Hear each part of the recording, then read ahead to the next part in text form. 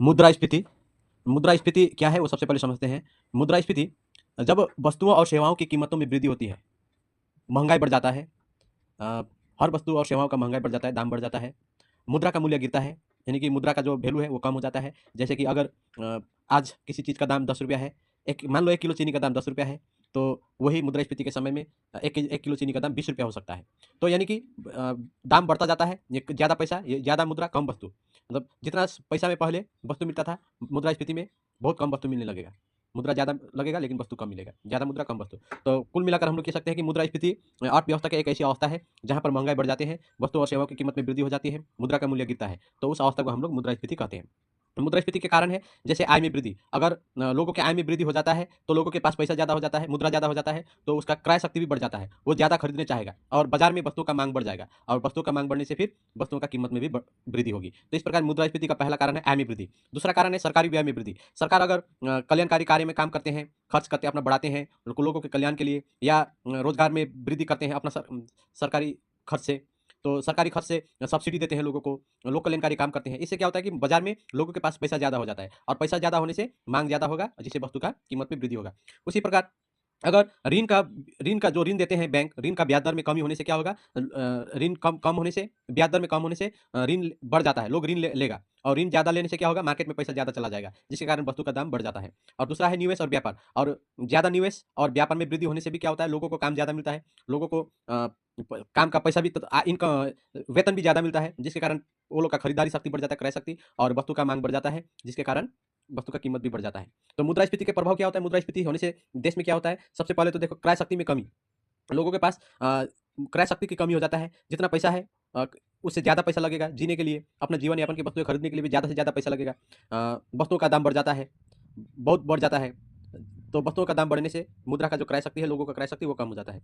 इसका दूसरा प्रभाव ये है कि ये गरीब वर्ग पर नकारात्मक प्रभाव पड़ता है, गरीबों को ज़्यादा प्रभाव करता है ये, क्योंकि गरीब के पास मुद्रास्फीति हो या ना हो, लेकिन गरीब का आय मोटा-मोटी फिक्स जैसा होता है, ज़्यादा नहीं होता है। तो जितना आय होता है, उस आय से अपना घर चलाना, अपना परिवार सँभालना मुश्किल हो जाता है, क्योंकि वस्तुओं का दाम बहुत बढ़ जाता है, महँगाई बढ़ जाता है, जिससे गरीबों पर बहुत न नकारात्मक प्रभाव पड़ता है। बचत और निवेश में कमी, तो मुद्रास्फीति होने के कारण क्या होता है, वस्तुओं के दाम बढ़ जाते हैं, तो लोगों का जो जितना वेतन आता है, वो ज़्यादा ही खर्च करना पड़ता है उसको, तो अपना खरीदारी में खर्च ज़्यादा पैसा खर्च हो जाता है, जिसके कारण वो लोग में बचत नहीं होता है, और बचत नहीं होने से पूँजी नहीं बनेगा और निवेश भी नहीं बनेगा। तो देश का अर्थव्यवस्था में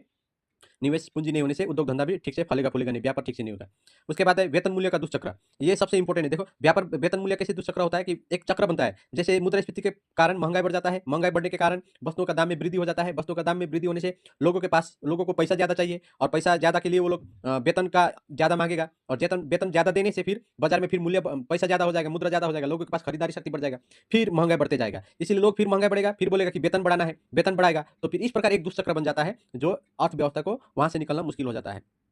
तो इस तरह मुद्रास्फीति से क्या होता है कि मुद्रास्फीति के कारण लोगों के पास पैसा कम हो जाता है, जिसके कारण वो लोग वेतन की बढ़ाने की मांग करता है, और वेतन बढ़ाने से फिर वो लोग खरीदारी ज़्यादा करता है, और वस्तुओं का दाम बढ़ जाता है। तो इस प्रकार ये दुष्चक्र बन जाता है। तो उसके बाद अब इसको नियंत्रण कैसे किया जाए, मुद्रास्फीति ऐसी अवस्था में देश अस्त व्यस्त हो जाता है, तो इसका नियंत्रण कैसे करें। तो मुद्रास्फीति को नियंत्रण करने के लिए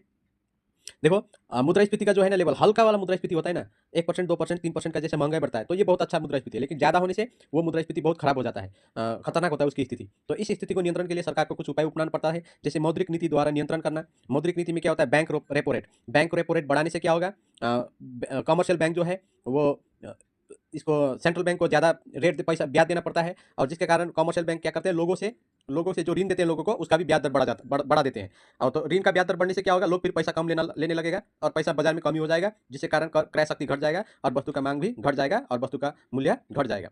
और एक सीआरआर है, तो ये केंद्रीय बैंक द्वारा ही उपाय अपनाया जाता है, bank repo rate, CRR, cash reserve ratio, ये जो कमर्शियल बैंक को रखना पड़ता है, सेंट्रल बैंक के पास कैश रिजर्व रेशियो बढ़ा देते हैं, तो कमर्शियल बैंक के पास पैसा की कमी हो जाती है, और पैसे की कमी होने के कारण लोगों को ऋण नहीं दे सकते हैं, जिसके कारण बाजार में मुद्रा घट जाएगा। तो इस प्रकार दूसरा उपाय है राजकोषीय नीति द्वारा नियंत्रण। राजकोषीय नीति क्या है, टैक्स, अगर टैक्स में वृद्धि किया जाए तो लोगों का पैसा टैक्स में चला जाएगा, लोगों के पास पैसा कम हो जाएगा, जिसके कारण वो लोग खरीदारी कम करेगा, और वस्तु का मांग घट जाएगा, और वस्तु का मांग घटने से वस्तु का दाम भी घट जाएगा। और ये सब्सिडी, लोगों का वेतन में कमी करना, सब्सिडी कम करना, लोक कल्याणकारी का काम कम करना, सब्सिडी कम करके, ये सब करके मुद्रास्फीति पर नियंत्रण किया जाता है। और जमाखोरी पर रोक, एक्चुअली बाजार में जब कृत्रिम तरह से, आर्टिफिशियल तरीका से व्यापारी लोग क्या करते हैं, वस्तुओं को जमा स्टॉक में रखते हैं, और बाजार में कमी बना देते हैं उस वस्तु का। मान लो आलू आलू को पूरा भंडार कर देता है व्यापारी लोग, स्टॉक में रख देते हैं, और बाजार में आलू का जो सप्लाई है कम कर देता है, जिसके कारण सप्लाई कम होने से मांग तो ज़्यादा रहेगा, सप्लाई कम होता है तो आलू का दाम बढ़ जाता है। इस तरह जो जमाखोरी करके और वो व्यापारी जब दाम बढ़ जाता है तो अपना भंडार से फिर वो सामान को या आलू को बेचने लगता है ज़्यादा मुनाफा के लिए। इस प्रकार के जमाखोरी को रोकने के लिए सरकार को हमेशा तत्पर रहना चाहिए। ये जमाखोरी के कारण भी बाजार में दाम बढ़ जाता है।